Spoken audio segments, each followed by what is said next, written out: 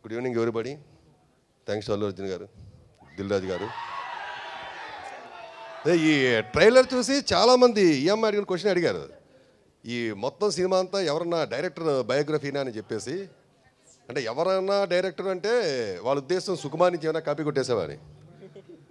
అయితే ఇందులో each and every scene కూడా కొత్త సీనే, ఎవరి దగ్గర నుంచి కాపీ కొట్టలే, ఎవరి లైఫ్లోంచి కూడా ఒక్క సీన్ తప్ప.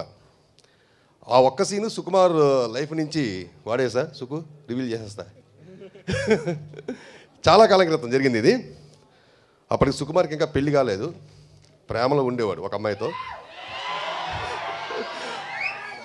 ఆ అమ్మాయికి సినిమాల గురించి పెద్దగా అవగాహన లేదు.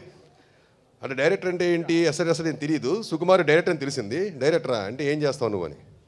అంటే ఏం చేస్తావు నువ్వు అంటే ఏం ఆన్సర్ చెప్పాలి, మనోడు కొంచెం అయోమయంలో పడ్డాడు.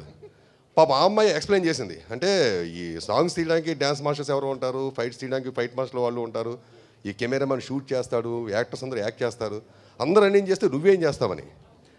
ఆ క్వశ్చన్తో మనోడికి చాలా భయం వేసినట్టుంది. లవర్గానే ఉంచితే ఇంకా ఎన్ని క్వశ్చన్స్ అడుగుతుందని భయం వేసి తాళి కట్టి పెళ్ళని చేసేసుకున్నాడు. This is a girl. Thank you very much. So interesting question ఎక్కడి నుంచి వచ్చిందో ఇప్పుడు మాకు అర్థమైంది కదా. ప్రపంచంలోనే కొన్ని అత్యంత అందమైన కలర్ఫుల్ ప్రదేశాల గురించి తెలుసుకుందాం.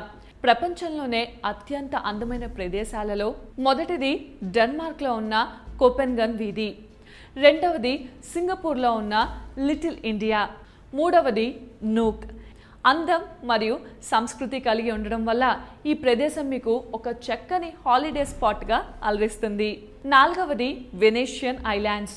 ఇక్కడ ప్రతి ఇల్లు వివిధ రంగులతో ఉండడం వల్ల ఈ ప్రదేశం మరింత అందంగా కనిపిస్తుంది.